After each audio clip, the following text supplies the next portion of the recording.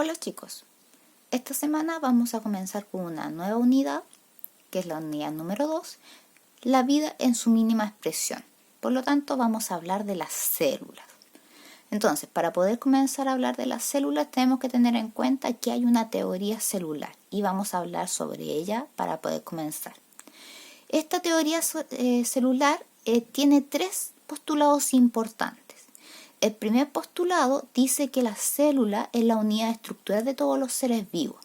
¿Qué quiere decir eso? Que la célula forma a todos los seres vivos. No hay ningún ser vivo que no tenga células. Por lo tanto, por eso a eso se le llama unidad estructural de los seres vivos, porque forma parte de su estructura. Ahí, si nosotros nos damos cuenta, en la imagen aparece ahí la imagen de un elefante y se hace como un zoom y ahí se muestran las células de su piel, ¿ya?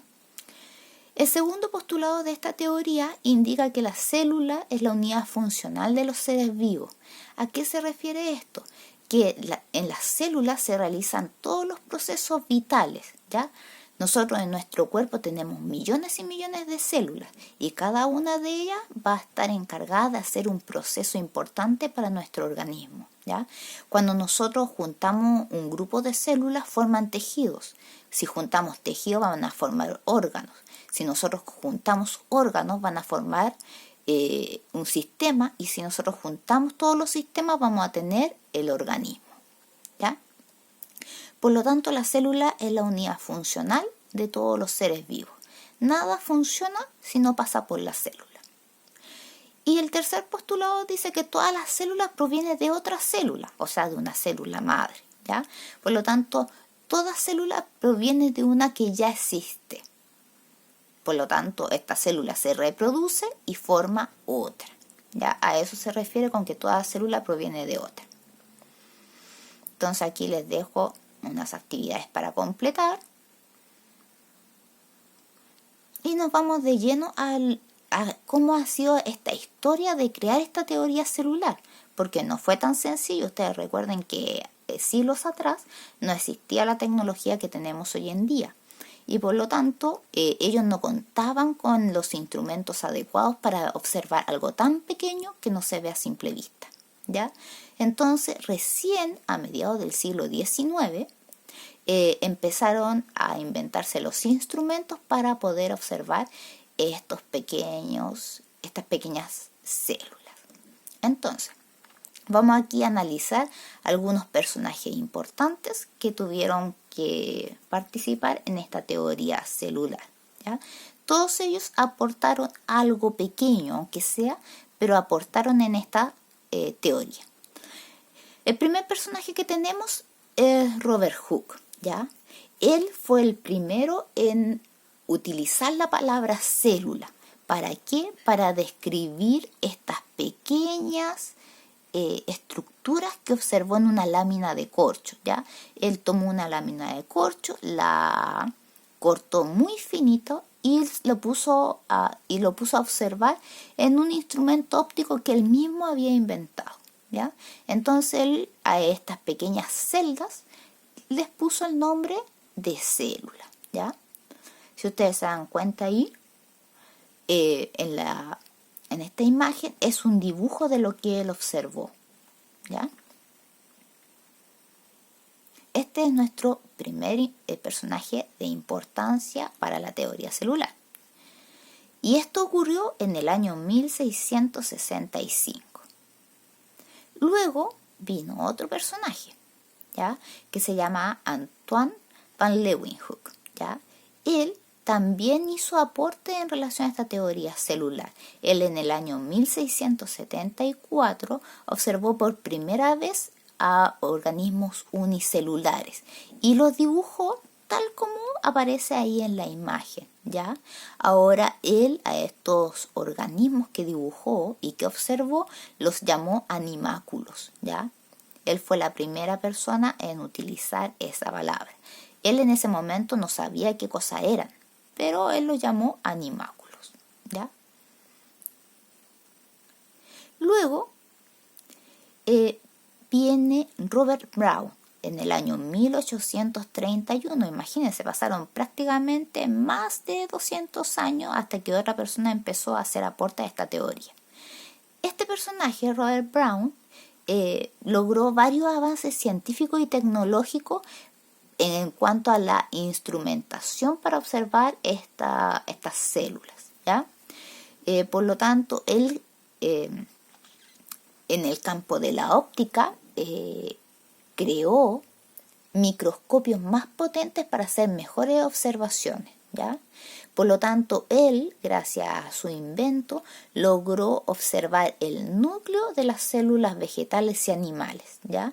Por lo tanto, él fue el primer personaje que habló del núcleo, ¿ya? Si ustedes, que vamos a ver más adelante, dentro de la célula hay una estructura que es la que contiene el ADN, ¿ya? Y esa estructura se llama núcleo. El núcleo se encuentra en todas las células, ya sean tanto animales, vegetales, se encuentra esta estructura. Y ese fue el gran aporte que tuvo Robert Brown. Luego, en el año 1839, tras varias observaciones que realizaron dos científicos, Chaun y Slater, se postula que las células son partículas elementales. ¿Qué quiere decir eso? Que forman parte de todos los seres vivos. Ya como les decía anteriormente, no hay ningún ser vivo que no esté formado de células, ¿ya? También describen y hacen la diferencia entre organismos unicelulares y pluricelulares. Recuerden que los unicelulares son los que están formados por una sola célula y los pluricelulares son aquellos que están formados por muchas células. Eso fue en el año 1839. Posterior a ello, en el año 1855, Virchow postula el enunciado de que todas las células provienen de otra preexistente. ¿Cómo él llegó a esta conclusión? Porque se basó en los trabajos de otro científico llamado Robert Remak, ¿ya? Por lo tanto, con esto se completa los tres postulados de la teoría celular, ¿ya? Que son los que mencionamos al inicio de este video. Luego de eso, en el año 1882, Walter Fleming observa por primera vez cómo se divide una célula, ¿ya? Si ustedes se dan cuenta en la imagen que está acá, esta es la célula que se va a ir primero creciendo hasta poder después dividirse en dos. ¿Ya? Aquí falta un dibujito más que donde estas dos células van a estar separadas, ¿ya? Por lo tanto, ese también es un gran aporte de este científico. Para terminar, vamos a hablar de este personaje que también es importante, que se llama Santiago Ramón y Cajal. Ese es su nombre completo, ¿ya? Y es el primer científico que observó la célula del sistema nervioso, o sea, observó las neuronas, ¿ya? Esta observación comprueba que la teoría celular que plantearon Slater y Schwann es válida, ¿ya? Y que no hay excepciones para lo que ellos mencionaron en lo que es la teoría celular. Esto ocurrió en el año 1888 y ahí está el dibujo de las neuronas que él observó. Luego aquí les dejo varias actividades donde ustedes van a tener que ordenar estos hitos que yo les acabo de mencionar, los aportes de cada uno de estos científicos. Van a tener que ahí completar y aquí ya van preguntas más precisas de cada uno de ellos, ¿ya?